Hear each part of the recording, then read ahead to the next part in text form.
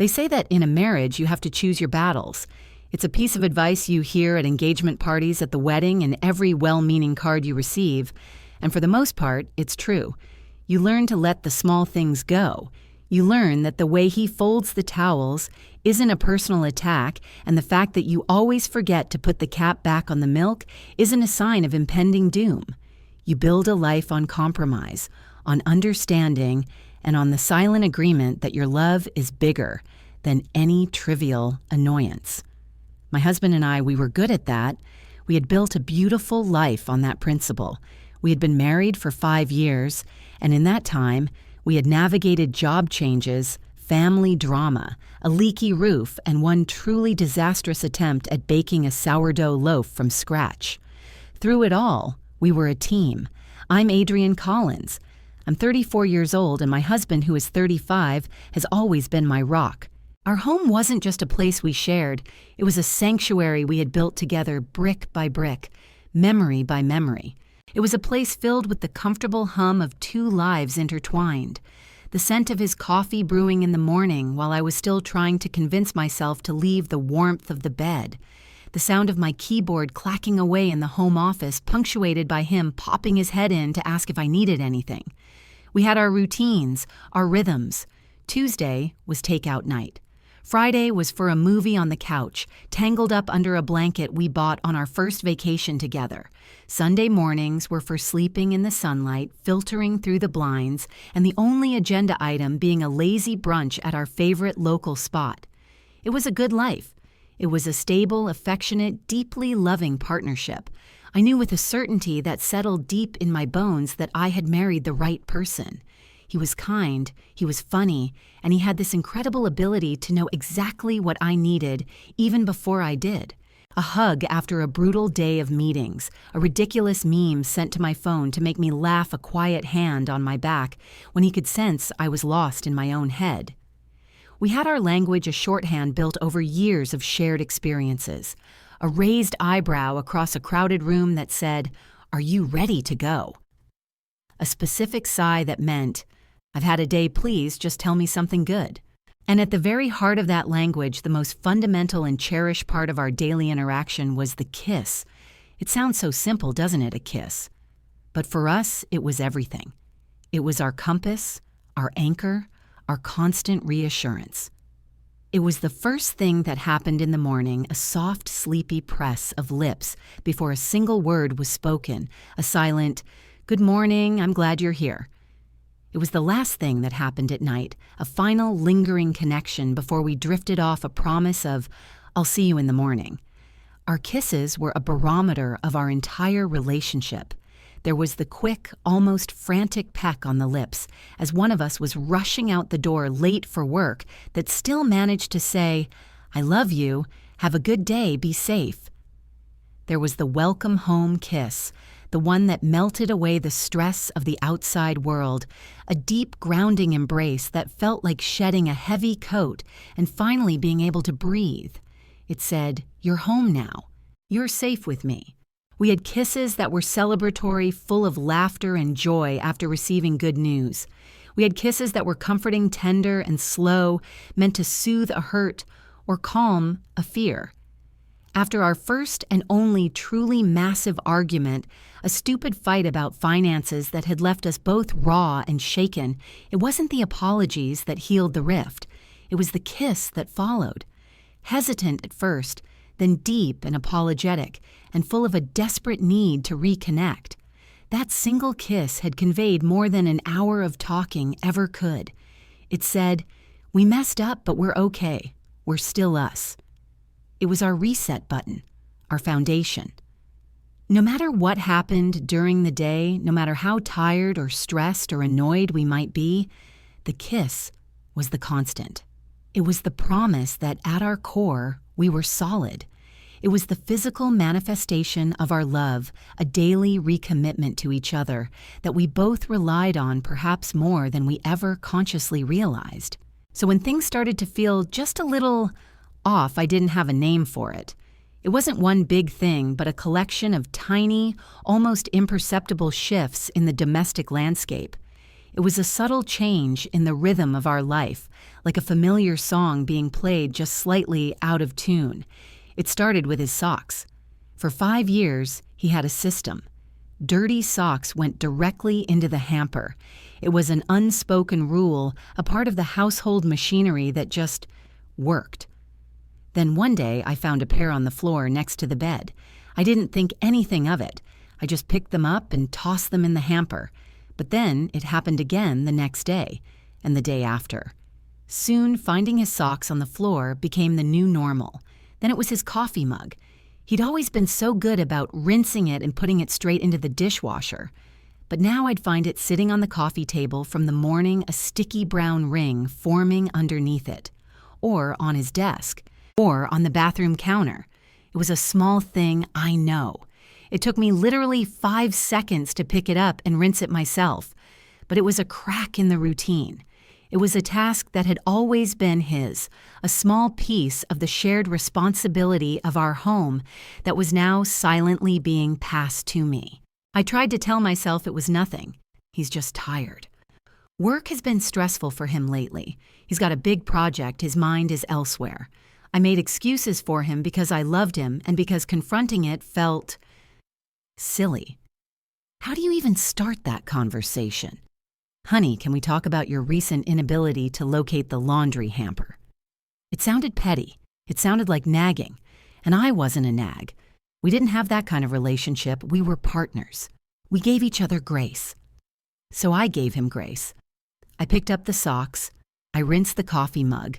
I refluffed the decorative pillows on the couch that he now just left crushed after lying on them.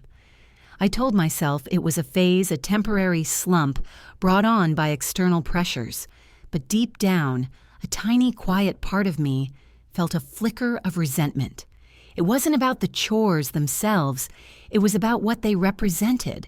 It felt like a subtle withdrawal, a slow creeping laziness that was chipping away at the effortless balance we had always maintained. Our home, our sanctuary, had always felt like a well-oiled machine built for two. Now it felt like I was the one running around with the oil can, patching up little squeaks and creaks he was suddenly content to ignore. Still, I said nothing. I thought love meant weathering these small storms. I thought being a good husband meant picking up the slack when your partner was down. I didn't want to add to his stress by bringing up something so trivial. The kisses were still there after all. The good morning kiss was still soft and sleepy. The welcome home kiss was still a welcome relief. As long as that foundation was solid, as long as our barometer was steady, I believed we were fine. The socks, the mugs, the pillows, they were just surface noise. Annoying, yes, but ultimately meaningless in the grand scheme of our 5-year marriage. I look back now and I see it so clearly. I see that I was wrong. It wasn't meaningless. It was a symptom. It was the gentle tremor before the earthquake. I was so focused on the big picture, on the strength of our history and the depth of our love, that I failed to see the importance of the details. I had no idea that this tiny thread of carelessness, this new tolerance for letting things slide, was about to lead us to a standoff over something so personal, so bizarre, and so utterly non-negotiable that it would threaten the most cherished part of our entire relationship. I thought I was choosing my battles wisely. I had no idea the biggest battle of our marriage was about to be declared not with a bang, but with a breath. It happened 2 weeks ago. A Tuesday, I think. It was unremarkable in every way. We had finished dinner, cleaned the kitchen together, one of the few routines he hadn't yet abandoned, and were settled on the couch. We were watching some mindless competition show, the kind you don't really watch, but just let wash over you after a long day. He was stretched out his head in my lap, and I was running my fingers through his hair. It was comfortable. It was familiar. It was us.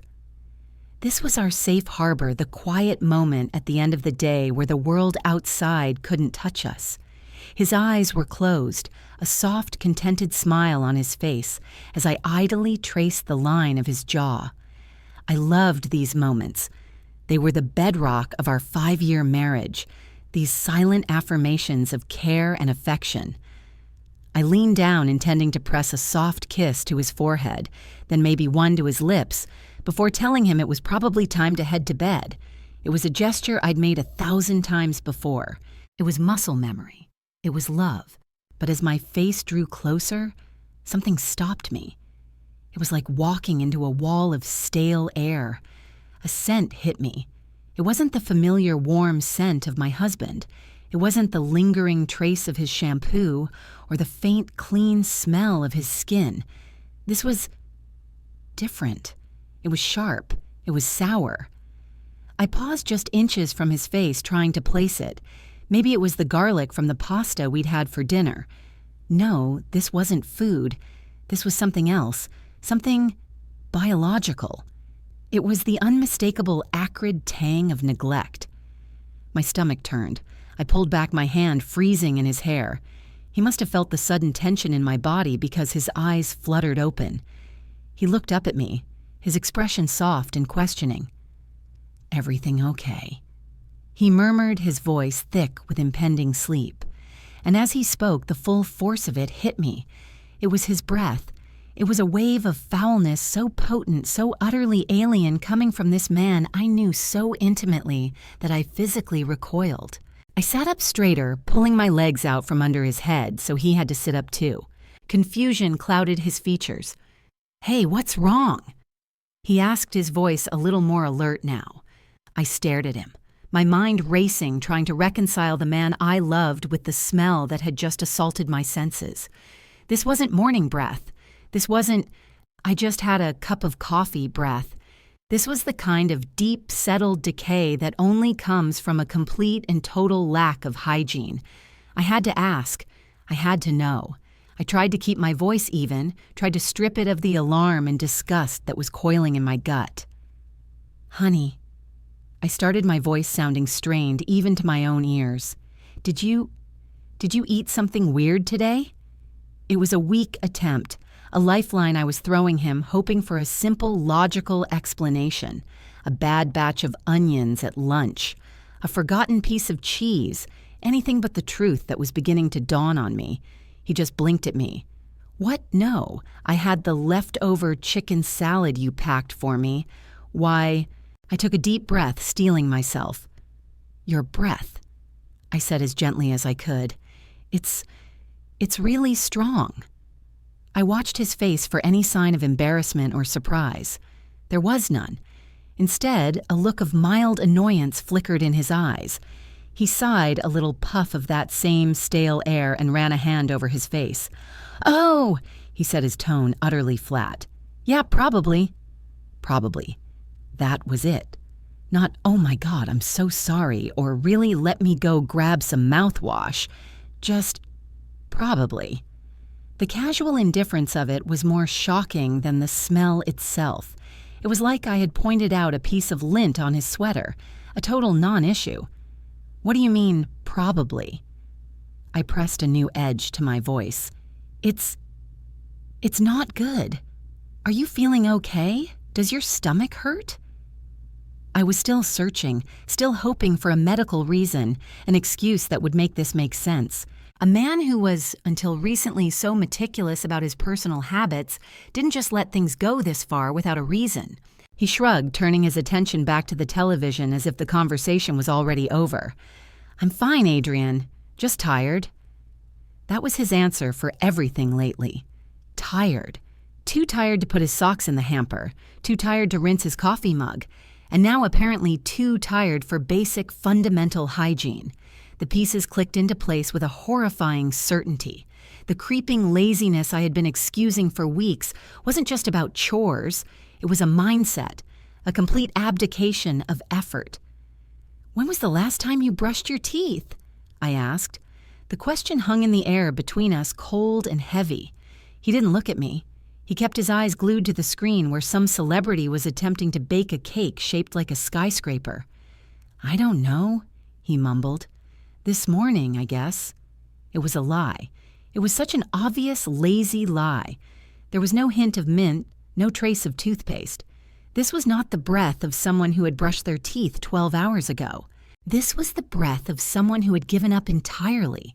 My patience, already worn thin by weeks of picking up after him, finally snapped. "No," I said, my voice firmer, now demanding his attention. "No, you didn't. Don't lie to me. Tell me the truth. When did you last brush your teeth?" He finally turned his head, and the look on his face was one of pure, petulant defiance.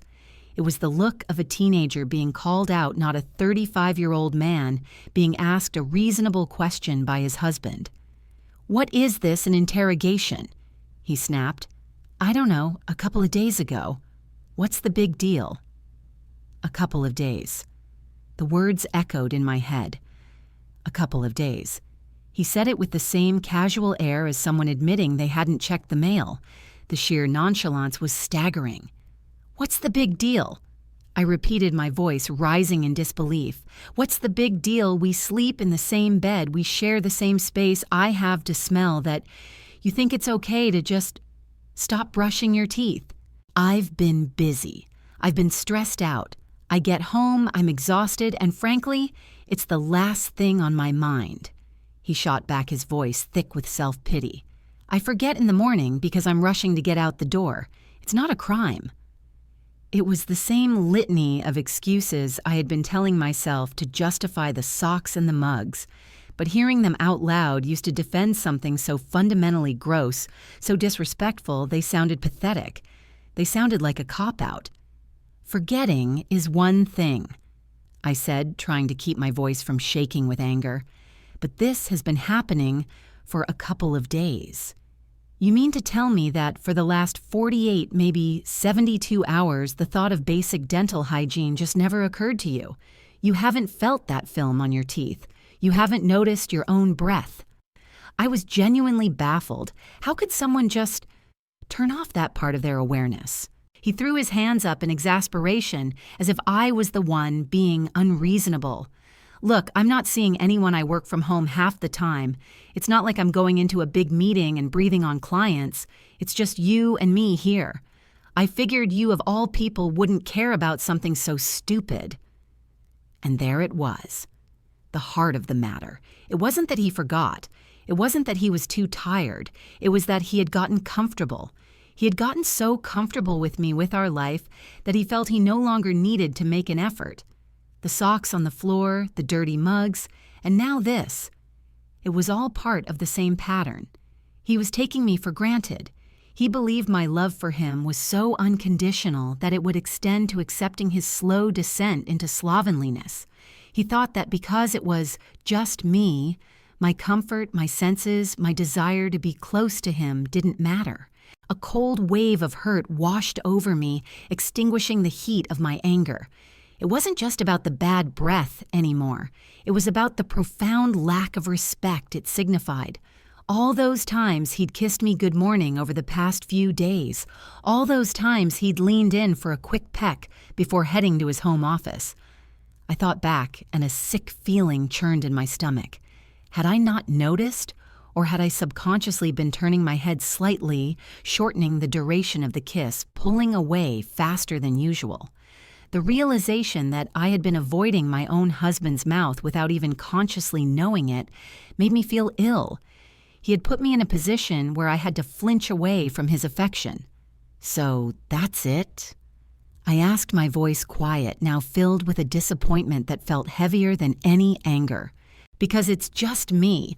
I don't deserve the basic courtesy of you being clean, the effort you'd make for a client or a coworker or a stranger on the street. I don't even rank that high." "Oh, stop being so dramatic, Adrian," he scoffed, rolling his eyes and turning back to the TV again, a clear signal that he considered the matter closed. "It's just teeth. I'll brush them tomorrow. End of story." But it wasn't the end of the story. It was the beginning of a new one. That dismissal, that final contemptuous flick of his eyes back to the screen, was the last straw. The grace I had been extending to him for weeks evaporated in that single moment. The excuses I had made for him turned to dust. I saw him clearly then, not as my tired, stressed-out partner, but as a man who was actively choosing to disrespect me, our home, and our relationship out of sheer, unadulterated laziness. He was testing a boundary.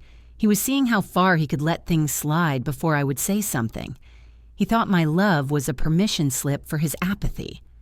I looked at the man on the couch, the man I had built a life with for 5 years, and I felt a chasm opening between us. He was waiting for me to just sigh, give up and accept this new, lesser version of him. He was waiting for me to pick up this new mess just like I picked up his socks. But this was one mess I refused to clean up for him. He had made his choice. And in that cold, quiet moment, watching the flickering light of the television play across his oblivious face, I realized I had to make mine. The conversation was over. The negotiation had failed. He thought this was a non-issue. I was about to show him just how big of an issue it truly was. I stood there for a long moment, the silence in the room broken only by the canned laughter from the television. He was completely oblivious. He had dismissed me, dismissed my feelings, and assumed that tomorrow everything would just reset, that I would get over it. But he had fundamentally misunderstood the situation.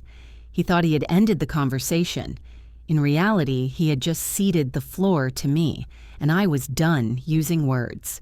I walked over to the armchair where I'd left my book, picked it up, and then walked straight past the living room and into our bedroom. I closed the door behind me, not with a slam, but with a quiet, decisive click. It was the sound of a lock engaging a boundary being set. I got ready for bed, going through my nightly routine with a methodical calmness. I brushed my teeth, flossed, and used mouthwash.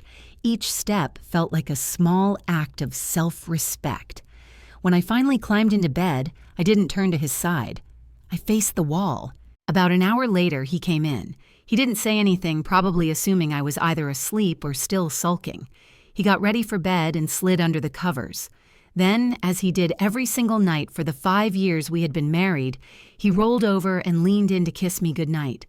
It was pure muscle memory for him, but this time he was met with nothing. I didn't turn to meet him. I didn't move an inch. I just lay there, my back to him.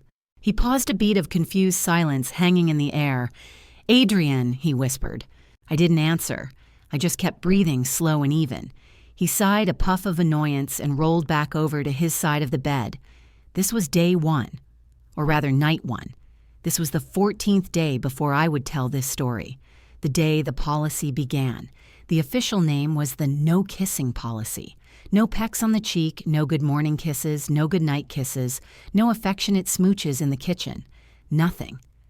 The part of our relationship that he had taken for granted, the casual intimacy he assumed was his right, was now off the table. Access was denied. The next morning was awkward. I was up first, making coffee like I always did. He stumbled into the kitchen, rubbing the sleep from his eyes. He mumbled a groggy "morning" and shuffled over to me, leaning in for his customary morning kiss before he grabbed his mug. It was a reflex, but I was ready. As his face came toward mine, I turned my head just enough so his lips landed on my cheek. It was a gentle but unmistakable rejection. He pulled back, blinking. "What was that?" "Good morning," I said, my tone perfectly pleasant as I handed him his coffee. "I'm running late, gotta jump in the shower." I didn't give him time to process it or argue. I just left the room. This was the pattern for the next 2 days.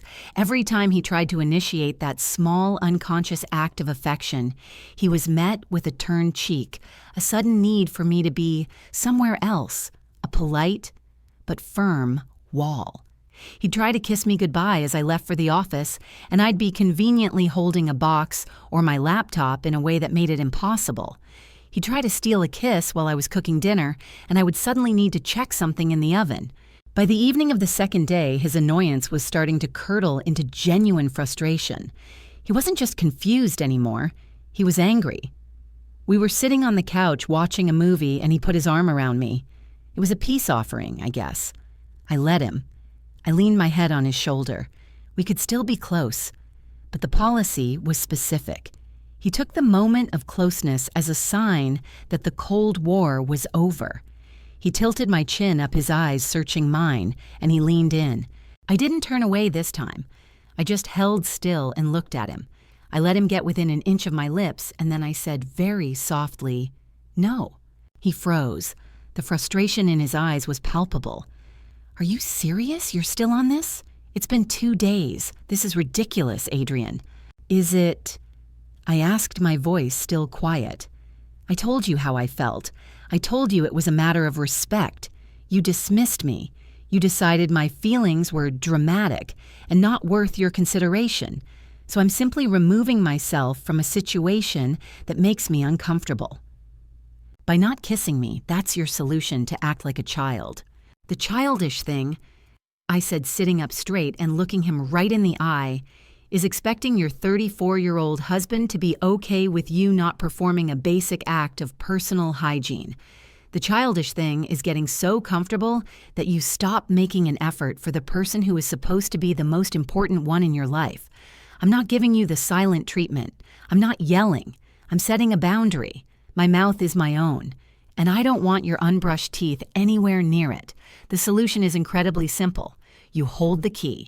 You just have to decide to use it." He stared at me, his jaw tight. I could see the wheels turning in his head. He was a smart man, my husband. He was stubborn, but not stupid. He was finally understanding that I wasn't bluffing. This wasn't a mood. It wasn't a temporary snit that he could wait out. This was a new rule in our marriage, a consequence for his actions, and it had no expiration date. The ball was entirely in his court. He huffed, stood up and went to the kitchen to get a glass of water, the tension radiating off him in waves. The rest of the movie passed in silence. He was beginning to see. The absence of something you take for granted is a powerful teacher. The little kisses were the punctuation marks of our day, the comma in the morning, the period at night. Without them, our sentences, our daily interactions felt disjointed and incomplete. He was feeling that incompleteness now. It was no longer an abstract argument about respect. It was a tangible loss. It was the cold space in the bed at night, the lack of a familiar touch in the morning. It was the realization that he had broken something, and I wasn't going to be the one to fix it for him. He had to choose. Was his stubborn laziness more important than the feeling of my lips on his? Was winning this silent battle worth losing a fundamental part of our connection? The next morning, the third day of the policy, was different. It was exactly 11 days before this memory would become a story to tell. I woke up to an empty space beside me in bed. I got up and walked into the hall, and I heard it. It was the low electric hum of his toothbrush coming from the bathroom. I stopped listening. It wasn't a quick 30-second rush job. He was being thorough. I heard him spit rinse and then the distinct sound of him using mouthwash. A few moments later, the bathroom door opened. He walked out, his hair still a mess from sleep, but his posture was different. He wasn't looking for a fight. He didn't look angry or resentful. He just looked tired of the fight. He walked over to me, stopping right in front of me in the hallway. He didn't say a word. He just looked at me, his expression open and vulnerable for the first time in days. And then he just breathed out. The air between us was clean, fresh, and distinctly minty. He had met the condition. He hadn't said, "You were right." He hadn't said, "I'm sorry." He didn't need to. His actions spoke louder than any apology ever could. He had made his choice. He had chosen us. He had chosen our connection over his apathy. I looked at my 35-year-old husband, the man I had loved for so long, and I felt the tension in my own shoulders finally release. I reached up, put my hands on the sides of his face, and I pulled him in, and I kissed him. It wasn't a hesitant peck. It was a real kiss, the kind we hadn't shared in what felt like an eternity. It was a kiss that said, "Welcome back." It was a kiss that said, "Thank you for hearing me." When we pulled away, he rested his forehead against mine. "I'm sorry," he whispered, and this time the words landed. "I was being a lazy jerk. You were right. It was disrespectful." "I know," I said softly. "Let's just not do that again." And we never did. From that day forward, his dental hygiene has been impeccable. The lesson, it turned out, was learned very quickly. It only took 3 days of losing something he thought was guaranteed for him to realize its value. Sometimes, in a marriage of 5 years, you have to draw a hard line not to push your partner away, but to pull them back. You have to be willing to create a little distance to remind you both just how important it is to be close. He learned that he couldn't take me for granted, and I learned that I was strong enough to defend my own boundaries. The marital kiss was reinstated, and our equilibrium was restored stronger and more honest than it was before.